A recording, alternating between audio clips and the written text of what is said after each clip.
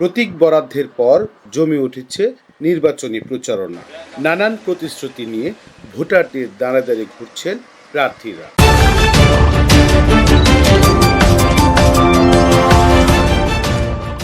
ময়মনসিংহ ৬ ফুলবাড়িয়া আসনে দলীয় প্রার্থীদের পাশাপাশি স্বতন্ত্র প্রার্থীদের দাপটে উত্তাপ ছড়াচ্ছে নির্বাচনী মাঠ।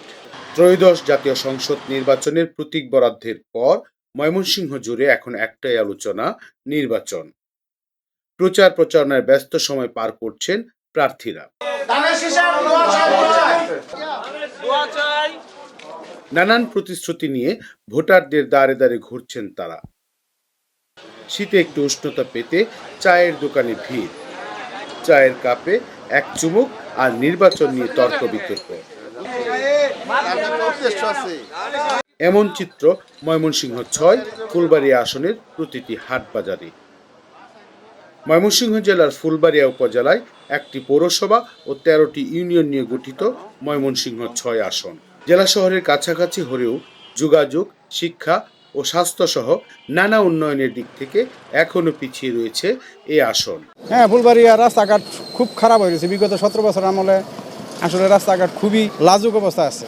এইখান থেকে পরিত্রাণ হতে গেলে একজন সুযোগ্য প্রার্থী আমাদের দরকার। ভালো প্রার্থী চাই, যাতে দুর্নীতি না করে, ভালো চালা এই লোক চাই, যাতে সরকারের কাজ করে, এই ইউনিয়নের কাজ করে। আমরা এমন একটা লোক চাই যে লোকটা আগামী দিনে ফুলবাড়িয়া উন্নয়ন করবে, সার্বিক উন্নয়ন। সেটা আমরা দল চাই না, ফুলবাড়িয়া বাঁচানোর জন্য, দেশ বাঁচানোর জন্য। যে লোকটা সৎ, দুর্নীতিবাজ না, আস্থাভাজন লোক, আগামীতে তাকে যে উন্নয়ন হবে, দেশে রাস্তাঘাট হবে, আমরা ব্যক্তি উন্নয়ন হবে না, আমি চাই সামগ্রিক উন্নয়ন। ফুলবাড়িয়াতে গ্যাস সংযোগ নাই, গ্যাসের সংযোগ দিবে, সন্ত্রাস, দুর্নীতি, চাঁদাবাজ থেকে মুক্ত করবে।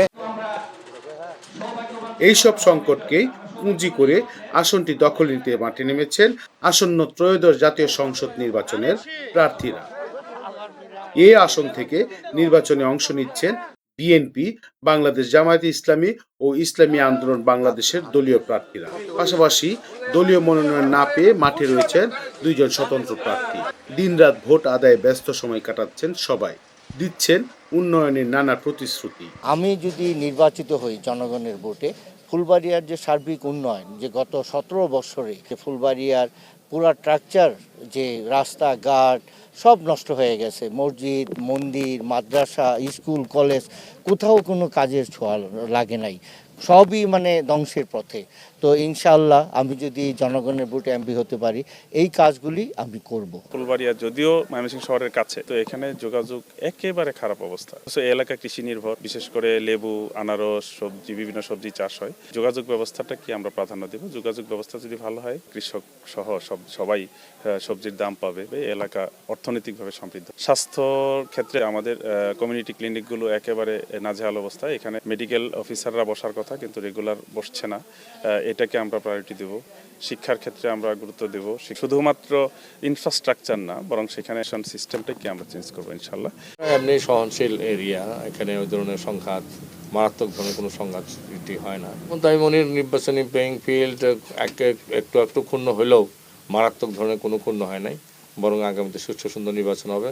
সরকারের যে কমিটমেন্ট, যে প্রতিজ্ঞা, সেই প্রতিজ্ঞার কারণে আমরা আশা করতে পারি সুষ্ঠু সুন্দর নির্বাচন হবে। দলীয় মনোনয়ন না পেয়ে স্বতন্ত্র প্রার্থীদের মাঠে থাকার কারণে সহজ জয় নিয়ে কিছুটা চিন্তিত দলীয় প্রার্থীরা। ফুলবাড়িয়ার উন্নয়নে সৎ, যোগ্য ও এলাকার সমস্যা বোঝেন এমন প্রার্থীকেই নির্বাচিত করতে চান তারা। ময়মনসিংহ ৬ আসনে মোট ভোটার সংখ্যা ৪,১৭,৯২৭ জন। এর মধ্যে পুরুষ ভোটার 2,10,330 জন, নারী ভোটার 2,07,595 জন এবং তৃতীয় লিঙ্গের ভোটার রয়েছেন 2 জন। মোহাম্মদ আবুল মনসুর, আমগর বার্তা, ময়মনসিংহ।